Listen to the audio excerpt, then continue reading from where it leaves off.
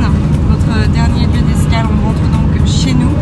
Et là, en fait, sur l'autoroute, on vient de se prendre un caillou. Ça a fissuré le pare-brise. Et en fait, la fissure avance à une vitesse vertigineuse. On a mis des petits scotch pour se rendre compte de l'avancée de la fissure. Et là, je vais quand même appeler l'assistance pour savoir si c'est dangereux ou pas de continuer à rouler, en sachant qu'il nous reste encore 1h20 de route. La fissure, elle commence d'ici, donc elle a fissuré tout ça. Là, j'ai mis un premier scotch pour me rendre compte, donc la fissure était encore en bas et en 15 minutes, elle s'est mise à dépasser le scotch. Donc là, on a eu peur, on est sorti de l'autoroute et j'ai mis un deuxième scotch après pour pouvoir me rendre compte de l'avancement. Et là, je vais appeler l'assistance pour avoir plus de détails. Alors, quand on a vu que en fait, on s'est rendu compte que la fissure, elle augmentait vite après qu'on se fait un petit arrêt pipi, on a mangé un petit peu, voilà. Donc là, j'ai mis un premier scotch. Donc là, on était à l'autoroute, sur l'autoroute à ce moment-là. Et en fait, on a vu qu'en 15 minutes, ça avait pris 3 cm. Et là, notre premier réflexe, c'était de se dire, ok, on va sortir de l'autoroute parce qu'en fait, plus Fabien allait vite, à 120 km/h, plus la fissure se propageait à vitesse grand V. Quand il redescendait à 90 km/h, on voyait qu'elle allait beaucoup plus lentement à s'agrandir. Donc on s'est dit, quitte à faire être à 90, autant ne pas payer l'autoroute. Donc du coup, on est sorti de l'autoroute et là, en fait, j'ai appelé l'assistance. Et donc là, ils nous ont dit que normalement, il n'y avait absolument pas de raison, en tout cas que ça arrive, que le pare-brise éclate. Donc là, on a repris l'autoroute. Ils nous ont dit autant prendre l'autoroute parce que ça bougeait moins, qu'il y avait moins de dodane, qu'il y avait moins de bosses, que le bitume était beaucoup plus lisse sur l'autoroute. Donc ils nous ont dit faites attention, mais allez sur l'autoroute, ça sera quand même mieux. Et là, j'ai mis un petit scotch, donc le deuxième scotch, pour encore une fois observer la vitesse de propagation de la fissure. Et donc là, ça avance encore très vite. Je vais vous remontrer, mais ça avance encore très vite. C'est vraiment flippant quand même. Donc là, on voit bien que la fissure, elle est rendue à la moitié du scotch en quelques minutes seulement. Donc on va voir. Justement, les scotch, ça nous permet vraiment de pouvoir observer objectivement l'état de l'avancée de la fissure. Voilà, il reste encore une grosseur. Donc j'espère que ça va passer. En tout cas, dans ce vlog, on va vous faire un petit point, Fabien, les enfants et moi, sur les 3 choses qu'on a le plus aimées en camping-car et sur les 3 choses qu'on a le plus détestées en camping-car. Les enfants, quoi? C'est quoi les 3 trucs que vous avez préférés en camping-car? Se faire ramasser les nouvelles amis. Ok, donc avoir des amis, ouais. Moi, le trampoline et les jeux. Aller au trampoline et aux jeux, d'accord. Est-ce qu'il y a d'autres choses que vous avez beaucoup aimées en camping-car? Et aller jouer dans les châteaux gonflables. D'accord. Il n'y a pas de château gonflable. Si, tu te rappelles avec le château de chevalier, le bateau de pirate et la ferme? Ah oui. Est-ce qu'il y a des choses que vous avez détestées en camping-car? Oui. Ouais. Oui. C'est quoi? C'est cette route. Faire la route, ah ouais, toi rouler t'aimes pas? Non, être dos à la route. Ouais, toi être dos à la route, ouais, on montrera ton siège. Moi j'aime pas la route. Ok, donc vous faire de la route, ça vous intéresse pas? J'aime pas les toilettes. T'aimes pas les toilettes? Pourquoi? Parce que quand on va faire caca là-bas, ça pue, alors qu'avec les toilettes de maison, ça pue pas. Parce qu'on tire la sauce d'eau et on sent pas l'odeur de la cassette des toilettes. Ouais. C'est vrai. Et s'il y a d'autres choses que vous avez pas du tout aimé comme ça dans le camping-car? Oui. Vas-y, oui. dis-nous, Mimou. Quand la porte en haut du camping-car était ouverte quand on roulait. Ah oui, oui, bon bah ça a duré 10 secondes. Non. Ça a duré depuis qu'on est parti. Nous aussi. Ouais. On l'a fermé, mais avant, depuis qu'on est parti. Ouais. Pas Ok. depuis, on est parti maintenant. Ok. Est-ce qu'il y a autre chose que vous avez pas du tout aimé dans le camping-car? Oui. Oui, dis-nous. La baignoire. La baignoire, alors, c'est-à-dire? Elle est pas contente parce qu'il n'y en a pas. Ah ouais, tu aurais voulu prendre des bains? Ouais, ok. Et en plus, moi j'ai vu un camping-car avec une baignoire dedans. Ah bon? On en a vu un. Un bain dedans. Ah ouais. Ouais, on en a vu un. Quand? Où Un on a camping vu où, Donash Et Noé. Ah ouais? Ouais. et puis toi, Hugo. D'accord. Bah, ah, c'était le gros camping-car? Non? Non, il y avait un camping-car avec une baignoire dedans. Ouais, c'est un petit... une capucine. Ah ouais?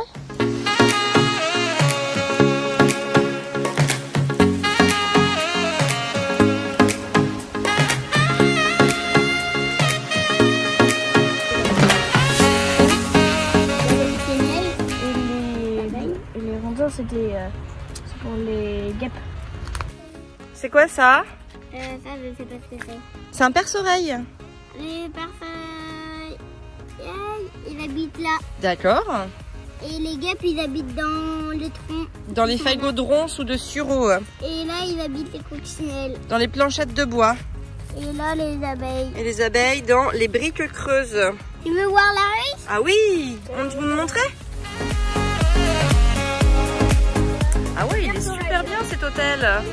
Alors, est-ce que vous vous souvenez là où elles sont les guêpes? Où est-ce qu'elles vont les guêpes? On a dit dans les briques creuses plutôt, donc plutôt ici. Alors la première chose que j'ai adoré dans le camping-car, bien sûr, c'est cette autonomie, c'est cette liberté. C'est de se dire on va là où on veut, quand on veut. On est libre de choisir notre itinéraire, de choisir combien de temps on va rester à un endroit. Enfin, c'est vraiment cette liberté. On n'a pas besoin de se projeter dans des locations ou de faire des choses comme ça. Voilà, on fait comme on le sent et ça c'est vraiment chouette. Deuxième chose que j'ai adoré en camping-car, c'est le côté minimaliste, hein, minimalisme de rangement, minimaliste de nettoyage, très peu de choses à laver, très peu de choses à ranger parce que tout simplement très peu d'espace et très peu de choses dans les placards. Il faut savoir qu'on n'est même pas parti à plein dans le camping-car. C'est-à-dire que quand on est parti, il y avait encore des placards vides, il y avait encore des étagères vides. Voilà, on n'a même pas fait le plein. Et là, je tiens vraiment à dire que vivre dans petit, c'est vraiment chouette. C'est une petite aparté, mais c'est vrai qu'on a tendance à toujours vouloir des maisons plus grandes, avoir des espaces de vie plus grands. Oui, ça peut être sympa aussi, mais en fait, plus on a grand, plus on va avoir besoin de passer du temps à nettoyer et à ranger.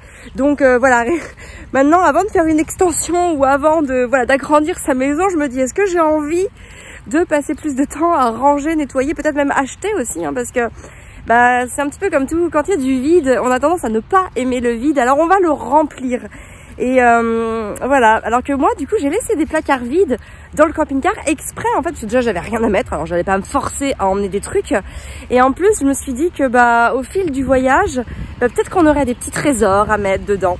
Et c'est ce qu'on a fait, on a mis des dessins des enfants, on a mis des plumes qu'ils ont trouvées, on a mis des pierres, des cailloux, voilà, des bouts de bois, enfin on a mis en fait tous les petits trésors qu'ils ont voulu mettre. Puis voilà, ça permet aussi de pas être trop ric-rac sur le rangement, ça permet de lâcher prise et voilà, quand il y a de la place pour toutes ces choses là, c'est beaucoup plus facile. Voilà, donc vraiment les petits espaces, moi je plus sois, j'adore. Et enfin l'autre chose que j'ai aimé vraiment, c'est de me rendre compte que finalement, même si j'avais pas grand chose avec moi, j'avais juste l'essentiel en fait. C'est que c'est facile en termes d'organisation, c'est facile de... On peut beaucoup plus profiter, j'ai beaucoup plus profité et pourtant j'avais un emploi du temps quand même assez chargé hein, parce qu'entre le travail qu'on avait à faire tous les jours, plus c'est-à-dire le montage des ateliers pour famille, la création des ateliers pour Famille Épanouie Plus, l'enregistrement des ateliers pour Famille Épanouie Plus, le podcast toutes les semaines, les posts sur Instagram, les vidéos YouTube, plus justement tous les pique-niques qu'on a fait notamment sur 5 ou 6 samedis, les rencontres bien sûr chez les membres, nos membres Maman Épanouie. Voilà, donc c'était quand même assez dense, plus évidemment les déplacements, plus les enfants en permanence, ça a fait que voilà, on a eu quand même un bel emploi du temps sur tout l'été. Et mine de rien, comme mon esprit était vraiment focus sur l'essentiel, j'ai eu cette perception de pas être trop encombrée, même si parfois en effet j'avais besoin de ralentir le rythme parce que moi j'ai vraiment un rythme de fonctionnement qui est plutôt lent. Mais à côté de ça, je trouve que quand on a juste l'essentiel avec soi, on n'a pas besoin de se poser des questions sur qu'est-ce que je dois utiliser, qu'est-ce que je ne dois pas utiliser, qu'est-ce que je dois faire, qu'est-ce que je dois pas faire. Tout est là en fait autour de nous. J'ai même vu dans l'utilisation du journal Maman Épanouie, pour vous dire, souvent à la maison en fait le soir je suis plutôt dans mon lit pour l'écrire et le matin je suis plutôt dans le salon puisque je fais mon Miracle Morning. Et rien que ça, c'est rien, ça paraît un détail tout bête, mais rien que ça en fait je suis obligée de penser à monter mon journal le soir et à le descendre le matin. Et en gros si j'oublie, alors notamment le soir, je vais pas le chercher en bas.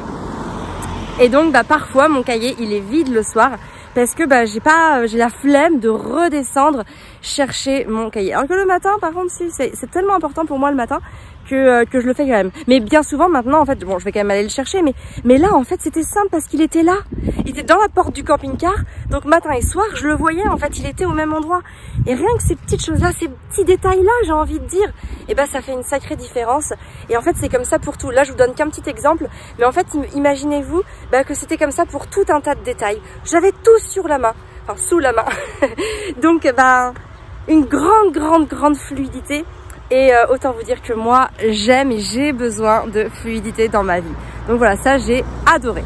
Alors moi, un truc que j'ai pas du tout aimé en camping-car, c'est, je rejoins d'ailleurs un peu les enfants sur ce point-là, c'est vider les toilettes. Parce qu'en fait, c'était ma mission de vider les toilettes parce que Fabien, en fait, il a décrété qu'il ne ferait jamais ses besoins dans les toilettes parce qu'il voulait pas les vider. Donc il a annoncé d'entrée de jeu. Donc c'est Bibi qui s'y est collé et j'avoue, pas une partie de plaisir, hein. Alors surtout pour la petite histoire, en fait, on a décidé, parce qu'on a ça s'appelle des toilettes chimiques, mais on a décidé de pas mettre le produit chimique dedans. Donc on a essayé sans rien, c'est-à-dire que on mettait nos papiers toilettes à côté, hein, dans un petit sac, dans une petite poche en papier, et qu'on jetait à la poubelle. Donc là, ça a été assez horrible, ça sentait vraiment pas bon au niveau des odeurs. Et après, du coup, j'ai acheté des petites pastilles écologiques. Franchement, la différence elle est minime, hein. C'est-à-dire que ça sentait quand même pas très bon déjà dans le camping-car, et quand on va les vider, c'est pareil, ça sentait pas très bon. Mais bon, c'est écologique. Et on continuait, par contre, ce qu'on a fait, c'est qu'on a continué à mettre nos papiers toilettes dans une petite poche à côté. De cette manière-là, on a pu gagner un petit peu en autonomie de toilette. On a gagné, on va dire, une demi-journée. C'est-à-dire qu'on est passé sur une autonomie de 2 jours. Au niveau de l'utilisation des toilettes, enfin, au niveau du remplissage de la cassette des toilettes, à 2 jours et demi. Voilà, c'est toujours ça de prix, j'ai envie de dire, quand il faut aller les vider. Un autre truc qui m'a aussi un peu saoulée en camping-car, c'est que c'est pas évident de se garer partout. Hein, c'est pas évident, donc parfois sur certains espaces touristiques ou sur certaines zones, c'est pas évident de laisser le camping-car. En plus, nous, du coup, on a toutes les affaires à l'intérieur, hein, les ordinateurs, les appareils photo, etc. Donc, on n'est jamais trop rassuré de laisser tout ça. Voilà, c'est comme si c'était dans une voiture finalement, hein. Donc ça, c'est vraiment le deuxième point que j'ai pas aimé. À chaque fois, j'avais besoin de sentir le camping-car en sécurité. Non pas que ce soit hyper grave si on se faisait voler, mais disons que c'est quand même toujours hyper chiant, quoi, parce qu'on a toutes nos affaires. Donc si on les a plus, ça veut dire qu'on est pour le boulot, c'est compliqué, on est quand même là pour travailler, et voilà. Donc ça reste matériel soit, mais ça peut nous faire dépenser beaucoup de temps et beaucoup d'énergie. Et alors la troisième chose que j'ai pas aimé, mais alors là c'est particulier à notre camping-car et à notre cas, c'est qu'en fait on a très peu on a des panneaux solaires, mais il y en a pas assez pour être en autonomie, pour brancher nos ordinateurs, voilà, par exemple, qui consomment quand même pas mal d'énergie quand on veut les recharger. Et on n'a pas non plus de convertisseur. C'est-à-dire que si on n'est pas branché à l'électricité dans un camping ou peu importe sur une aire ou quoi que ce soit, si on n'est pas branché à l'électricité, on n'a pas le 220 volts à l'intérieur du camping-car. Donc si on est en camping sauvage, ça veut dire qu'on on est que sur nos batteries, et comme elles sont toutes petites, voilà, ça nous limite énormément, étant donné qu'en plus nous quand même on travaille absolument tous les jours. Donc nos ordinateurs, faut quand même les recharger une fois par jour minimum, en sachant que je crois que nos panneaux solaires, il faudrait demander à Fabien, mais je crois qu'ils ne couvrent même pas la recharge des 2 ordinateurs, de nos 2 Mac. Donc voilà, c'était le troisième point négatif, mais j'ai envie de dire, ça c'est un point remédiable puisqu'on peut faire installer d'autres panneaux solaires, et on peut aussi s'acheter un convertisseur pour convertir l'énergie du camping-car en 220 volts. Alors mon Fabien, est-ce que tu peux nous parler des 3 choses que tu as adorées dans le camping-car? Oui. Attends, j'envoie juste le truc pour le pare-brise, j'envoie les photos. Ouais. Assurance. D'ailleurs, on va faire un petit point là. Juste après, on va vous montrer à combien on en est alors qu'il reste 55 minutes de route. Ça s'est encore dégradé. Ça arrive au bout du scotch. Hein. Ouais. Alors les 3 trucs que j'ai préférés. Le premier truc, c'est la liberté. C'est en fait d'avoir toujours sa petite maison avec soi, et puis on bouge où on veut, on a toujours notre petit endroit à nous, ça c'est cool. Et ce qui est bien, c'est que quand on est bien dans un endroit, on peut y rester, et puis quand on n'est pas bien, on peut partir, et ça c'est vraiment cool. Le deuxième truc, c'est le fait qu'on soit tous ensemble, tous les 5, tout le temps. Je trouve ça cool, pas de trucs extérieurs qui viennent nous polluer, au moins on est entre nous, ça j'aime bien. Et le troisième truc, je sais pas, le rythme tranquille en fait. Petit rythme tranquille, différent de la maison, pas de stress, tout va bien quoi. Et les choses que tu n'as pas aimées du tout dans le camping-car? La conduite. Ça me saoule à conduire un truc aussi gros. C'est vrai que c'est un truc qui ne tient absolument pas la route. C'est sur un... En fait, c'est un... Tout ça, ce qu'on voit là, c'est un camion. C'est comme un fourgon, c'est un Ducato, pour ceux qui connaissent.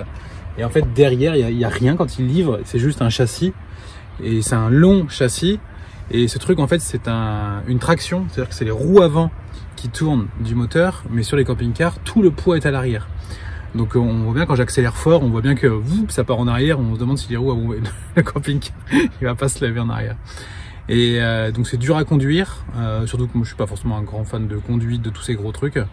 Là il y a une énorme prise au vent, c'est-à-dire sur l'autoroute, dès qu'on est à 110, 120, on double un camion, ou il y en a un qui nous double, c'est-à-dire un fourgon qui va nous doubler, il y a des prises au vent, ce qui fait que ça bouge, ça tient vraiment pas la route. Et puis le porte-à-faux derrière, c'est une vraie galère, parce que le porte-à-faux en longueur, on a touché hier, je voyais bien que ça descendait, puis bon bah on a touché un peu, bon il n'y a rien de méchant. Mais c'est assez galère ce porte-à-faux. D'ailleurs c'est assez bizarre qu'il faille qu'il y ait un permis voiture pour conduire ça. Honnêtement je pense que j'aurais besoin de cours de conduite pour gérer ce genre de truc. Ça m'a saoulé. Et je pense que ça va me saouler un moment. Maintenant ça y est, j'ai un peu relâché, je passe plus tranquillement. La deuxième chose que j'ai pas aimé, c'est les campings. Il y a des campings qui étaient bien, il y en a d'autres qui étaient vraiment pas top. Enfin, surtout la population des campings. Et notamment un, le problème avec l'autre coquin qui nous embêtait parce que pour la piscine. Le camping où l'autre voisin il s'était fait voler ses vélos la semaine d'avant. Enfin, tous ces campings là. Bon, c'est pas fan. On n'y restait qu'une nuit justement, comme tu disais dans ce que tu aimais bien, c'est ce qui permet aussi de bouger rapidement en camping-car. Ouais, et ce que j'aimais pas c'était les tests PCR aussi, les tests antigéniques pour aller au camping, ça j'ai pas aimé du tout. Bon après c'est pas forcément lié au camping-car. Oui, ça peut être globalisé ça, mais bon. Oui, tout à fait. Tout à fait. Non attends, qu'est-ce que j'ai pas aimé en camping-car? Ah si, l'odeur des toilettes. De ton caca, merci. Oh non mais écoutez-le moi. C'est toi qui fais caca là-dedans. On a tous fait caca là-dedans. Merci l'odeur. Alors ça allait au début parce qu'il y avait un produit chimique. Ouais, au tout début, ouais. Sauf qu'on s'est dit on va arrêter le produit chimique et on va mettre un produit écologique. Sauf que ça fait un truc d'ammoniac, c'est horrible. Et on est même passé sans produit du tout. On est passé... Par l'étape sans produit, sans rien. Ouais, bah je me demande si c'était pas mieux sans produit que le truc écologique. Parce que ça envoie du steak. Hein. Qu'est-ce que j'ai pas aimé non plus? Non, mais je crois que ça y est. Ouais, bah t'as rempli le job, t'as dit les 3 trucs. Hein. J'ai dit 3 trucs? Ouais, t'as dit 3 trucs. Bon. Voilà, donc là, on voit très clairement que la fissure arrive donc au bout du deuxième scotch. Mon Dieu. Il reste 55 minutes de route. Voilà, on va voir si ça va dépasser, on va voir si ça va tenir. Et pour le moment, il n'y a pas d'autres fissures à notifier autre part, mais je trouve que c'est très instable et que ça se dégrade vraiment très vite. On était parti quand même de là tout à l'heure, hein, ici même. Donc ça a fait tout ça en même pas quoi, en 1h30. Bonjour messieurs dames. C'est quoi ça? C'est quoi? Ça, ce que tu prends, c'est quoi? Un livre. Un livre de quoi? Un livre de cabane sur pilotis. Qui c'est qui l'utilise? C'est toi. C'est moi? Oui. Et tu sais ce que j'écris dedans? Non. À ton avis? Je sais pas. J'écris des choses que j'aime dans ma journée. Et c'est quoi que t'aimes? Ah bah j'aime beaucoup de choses. C'est quoi? Bah être avec toi par exemple. Et quoi d'autre? Être avec tes frères et sœurs. Et avec quoi d'autre? Faire du yoga, me promener, faire des câlins. Tu m'emmènes où? Tout là-bas. Il y a quoi là-bas? Du bois. Du bois? La cabane de pilotis. C'est une cabane d'observation. Une cabane d'observation? Ouais. Et on observe quoi? Apparemment, il y a des pingouins, des pélicans et des aigles. On va voir ça, parce que des pingouins ici, ça m'intrigue. Il y a aussi des anguilles. Mais il y a plein d'animaux. Bon bah on y va? Ouais.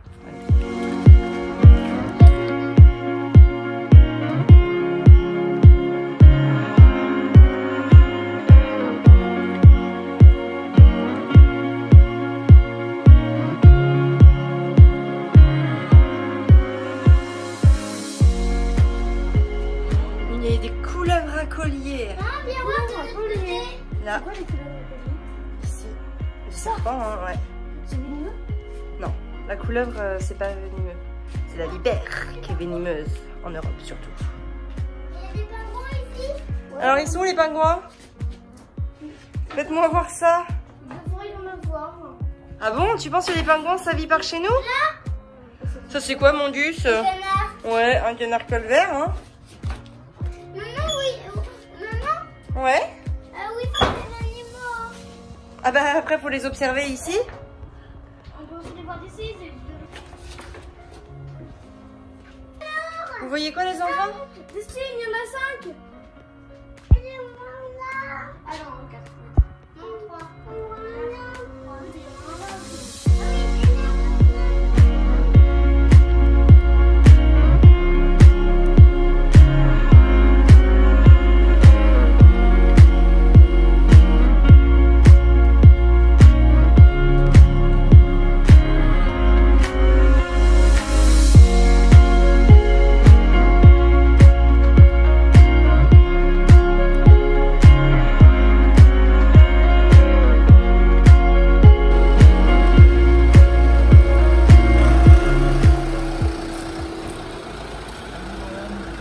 Bienvenue chez vous.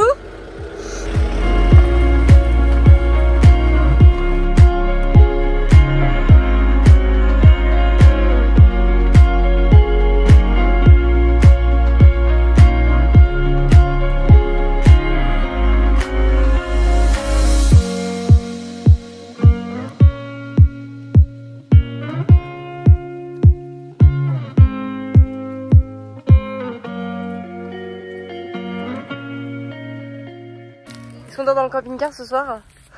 Moi je vais dormir tranquillement dans mon petit camping-car. Les enfants, est-ce qu'on dort dans le camping-car ce soir? Ou est-ce qu'on dort dans notre lit, dans notre chambre? Je sais pas. Constance, est-ce qu'on dort dans le camping-car ce soir ou dans notre chambre? Dans notre chambre. Et toi, Arthur? Dans notre chambre. Dans notre chambre. Allez, on va ouvrir la maison? Oui. Oh my god! Ça, c'était ma plante dans la chambre, oh mon dieu! Alors, elle n'est pas encore complètement morte. Oh mon dieu, mon dieu, mon dieu. C'est toi qui les as fait. Ah non, c'est qu'il y a eu un défaut d'arrosage. Oh là là, mon laurier, mon laurier! Mon si beau laurier. Bah ouais, non, mais il a pas tenu, il était... Ah bah lui, à mon avis, bon déjà, il va falloir l'arroser de toute urgence. Oui, il faut l'arroser. Tu peux l'arroser. Ouais, tu vas de l'arroser.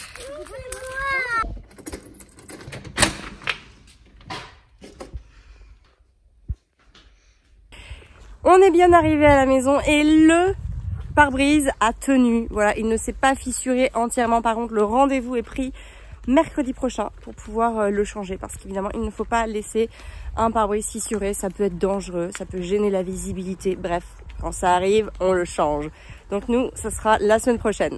Là, je suis déjà en chemin vers mon petit centre commercial parce que à l'unanimité ce soir, on a décidé de faire un barbecue de rentrée. Donc je vais acheter de quoi faire le barbecue, histoire de voilà de continuer un petit peu sur cette lancée de fête. Hein. On va continuer à faire la fête. Demain, j'ai préparé une jolie surprise aux enfants, mais je ne vous en dis pas plus ici, tout simplement parce que j'ai ma Constance qui est juste à côté de moi et que je ne voudrais pas spoiler l'effet de surprise. Par contre, vous pouvez venir nous suivre sur Instagram, suivre nos petites aventures quotidiennes. Ça se passe sur Instagram en toute simplicité, en toute authenticité. Donc venez nous rejoindre, hop, mon compte il est ici, voilà, vous me le retrouvez. N'hésitez pas à liker la vidéo si vous l'avez aimé, n'hésitez pas à nous laisser un petit commentaire, voilà, un petit mot gentil, une petite remarque, une petite question. Voilà, lâchez-vous, c'est ici en commentaire. Abonnez-vous à Famille Épanouie, likez la vidéo, partagez-la. Voilà, en tout cas, moi je vous souhaite une très très belle journée. Et puis surtout, hein, prenez soin de vous et de vos enfants.